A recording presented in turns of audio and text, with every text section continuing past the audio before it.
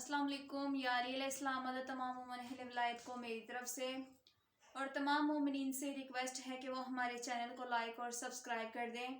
मैंने आज जिस टॉपिक पे आपसे गुफ्तगू करनी है वो है नमाज जुम्मा के बाद सूरह तौहीद का पढ़ना कैसा है। हज़रत अली अलैहिस्सलाम फरमाते हैं कि मैंने रसूल अल्लाह सल्लल्लाहु अलैहि वसल्लम से सुना है कि आप सल्लल्लाहु अलैहि वसल्लम ने फरमाया कि जो शख्स जुम्मा की नमाज के बाद सूरह हम्द के बाद 7 मरतबा कुल हु अल्लाह पढ़ेगा और फिर सूरह फातिहा पढ़ेगा और फिर इसके बाद 7 मरतबा कुल औज़ बिरब्बिल फलक पढ़ेगा, फिर इसके बाद 1 मरतबा सूरह फातिहा पढ़ेगा और फिर इसके बाद 7 मरतबा सूरह कुल औज़ बिरब्बिन नास पढ़ेगा, तो अल्लाह के रसूल फरमाते हैं कि वो बंदा ये अमल करने के बाद जो भी अल्लाह से दुआ करेगा अल्लाह उसकी दुआ कबूल फरमाएंगे। अगर वो बंदा कहेगा कि परवरदिगारा मुझे वो जन्नत अता फरमा कि जो तेरी रहमतों और बरकतों से पुर है और मुझे उनके साथ करार फरमा, उनके साथ जगह दे, जैसा कि हज़रत रसूलुल्लाह सल्लल्लाहु अलैहि वसल्लम हैं, और हज़रत इब्राहीम अलैहिस्सलाम के साथ मुझे जगह अता फरमा और वो जन्नत अता फरमा जिसमें तेरे रईस फरिश्ते हैं रहते हैं, तो फिर अल्लाह पाक उसकी ये दुआ कबूल फरमाएंगे और अल्लाह पाक हज़रत रसूलुल्लाह सल्लल्लाहु अलैहि वसल्लम और हज़रत इब्राहीम अलैहिस्सलाम के साथ उसको जगह करार देंगे। दूसरा हमारा टॉपिक है कि कफन चोर की बख्शिश कैसे हुई।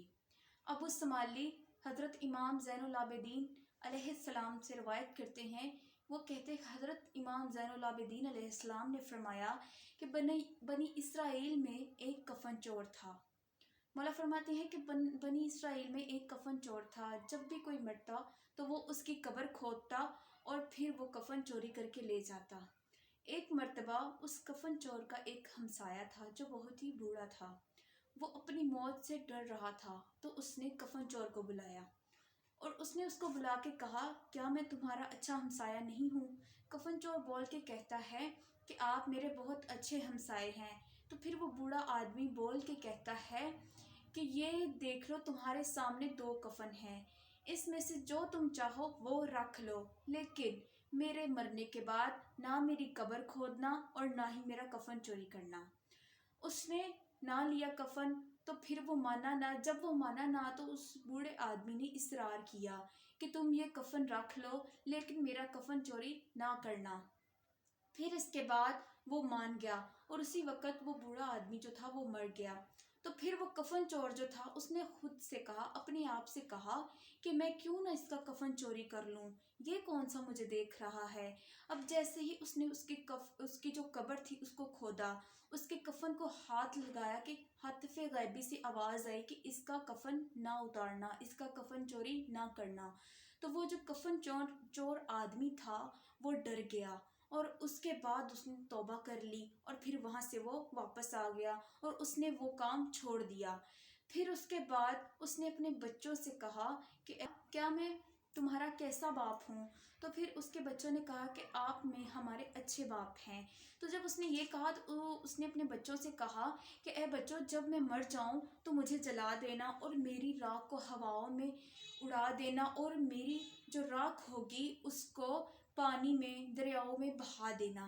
लिहाजा उसकी वसीयत पर जो है वो अमल किया गया और उसके बाद जो है अल्लाह पाक ने हवाओं को हुक्म दिया, दरिया को हुक्म दिया कि इसकी खाक को जमा करो। अब जैसे ही हवा ने खाक को जमा किया, दरियाओं ने खाक को जमा किया, तो अल्लाह पाक ने उसकी खाक को जमा करके उसको सामने खड़ा करके कहा कि तुमने ऐसा क्यों कहा, तुमने ऐसी वसीयत अपने बच्चों को क्यों की।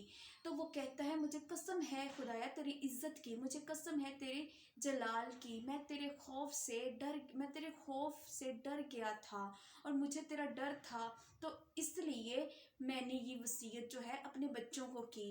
तो फिर खुदा ने फरमाया कि मैं तुझे हर तरह से खुश करूँगा और मैंने खौफ जो है तेरे दिल से निकाल दिया है और मैंने तुझे बख्श दिया है। इसलिए चाहिए कि अगर कोई भी इंसान गलती करे तो वो खुदा से माफ़ी की उम्मीद भी रखे, क्योंकि खुदा जो है उसकी ज़ात बहुत ही गफूर और रहीम है, वो दरगुजर करने वाला है और अपने बंदों को माफ़ करने वाला है। अल्लाहुम्मा सल्ली अला मुहम्मदिन व आले मुहम्मद वज्जिल फरजहुम या कायम या आले मुहम्मद।